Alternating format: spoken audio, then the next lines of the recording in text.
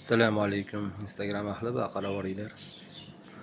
Hozirgina Instagramda bir 2 yashar bolani bog'chada vafot etganini ipoteka chirchiq degan profildagi bola juda ham bir qarg'ishlar bilan, ya'ni itdan tarqagan, valadi zino deb javob beraman gaplarimga deb post qo'yibdilar.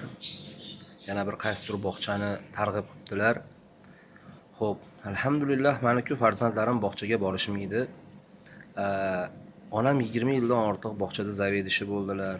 Oilamizda ko'plab bog'cha opalar, o'qituvchilar bor, lekin hech bir inson ishga ketayotib kimnidir farzandini o'limiga sababchi bo'laman deb bormaydi yoki hech bir shopir yo'lda chiqayotib nimanidir urib yuboraman, avariya qilaman deb yo'lga chiqmaydi.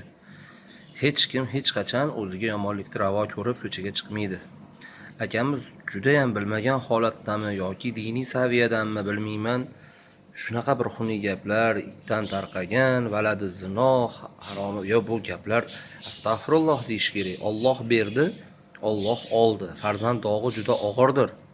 Lekin Alloh qanday holatda berishini, qanday holatda olishini o'ziga ayon, o'zi biladi.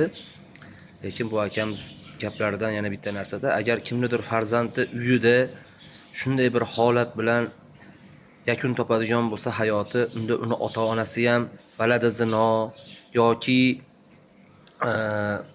shu akamiz aytayotgandek itdan tarqagan bo'lib qoladimi? Aka, o'zingizni isloh qiling. Biz diniy profil biz yoki bir olim emasmizda, lekin alhamdulillah musulmonmiz. Musulmon odam bunaqa gaplar gapirmaydi, o'ylab gapiring. Afsus.